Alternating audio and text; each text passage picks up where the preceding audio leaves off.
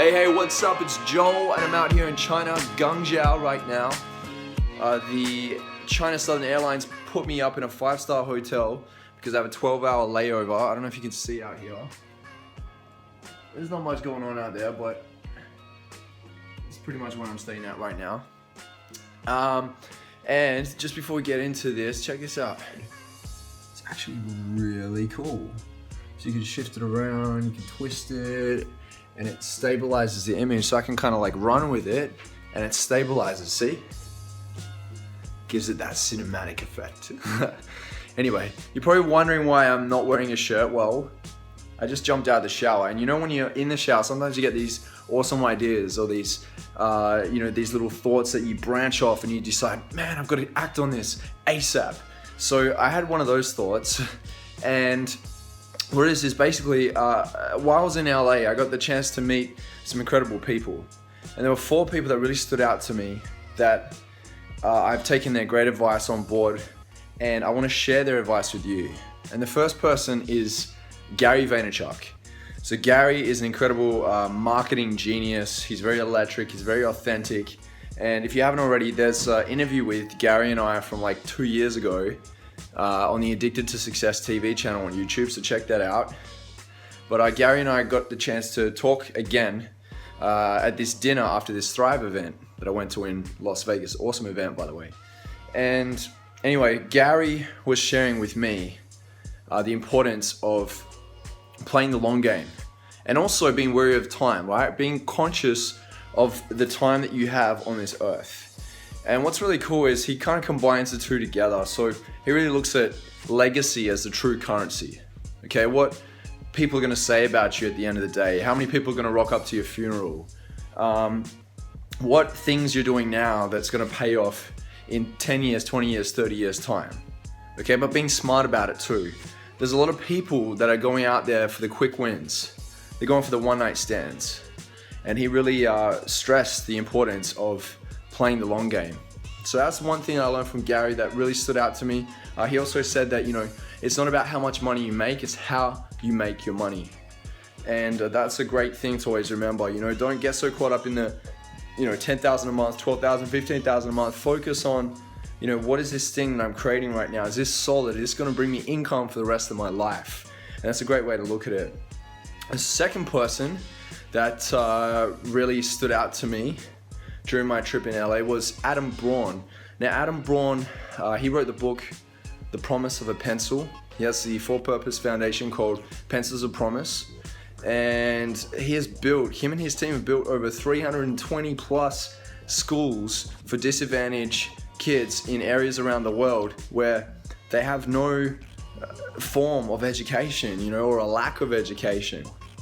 So Adam actually said something on stage when I was at this event that really, resonated with me deeply. And he said that you need to speak the language of the person that you seek to be.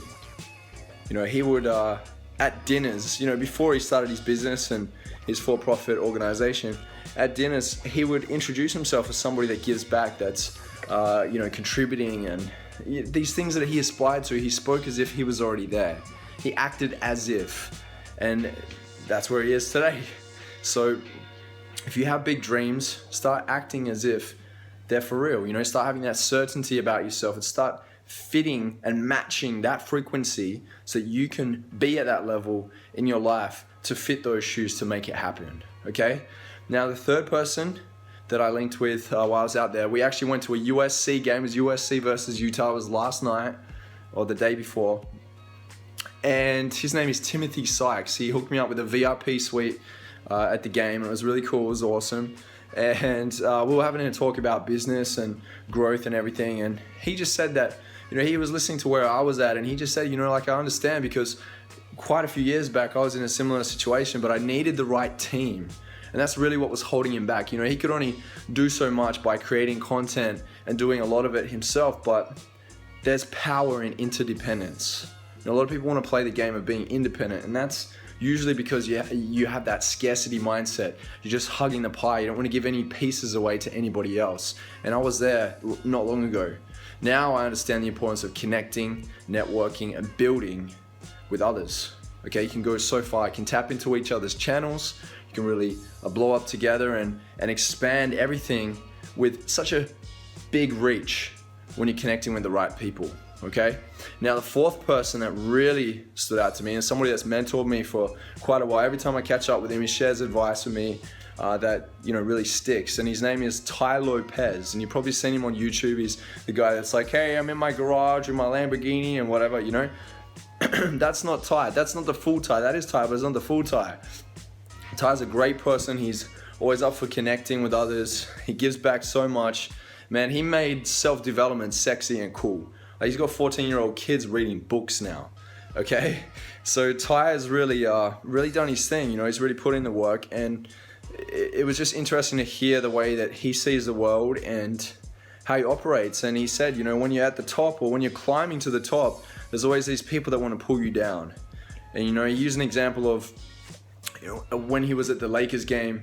Sometimes there'd be a camera on Justin Bieber and the whole stadium would boo, or the Kardashians would be on camera and the whole stadium would boo. And it's kind of like the price that they pay to be at the top. And they make bad decisions, of course, but he's starting to understand that there's going to be people out there that you can't please all the time.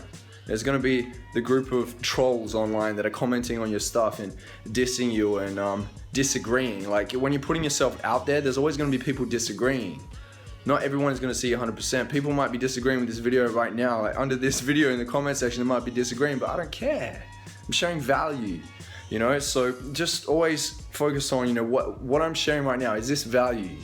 Is this value for others? Is this something that, someone could take on board and really change their life with? Or is it something that's tearing somebody down? So you need to be really careful with what you put out there. Ty's taught me a whole bunch of other things with marketing and just everyday things, but that was one that really sat with me well since I was hanging out with him quite a few days back.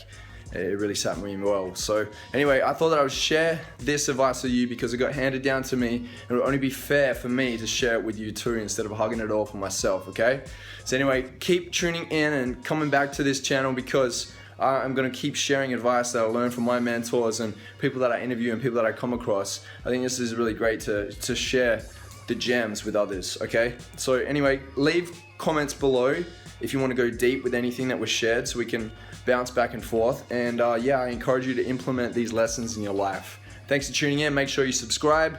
All the best. I'll talk to you soon. Bye.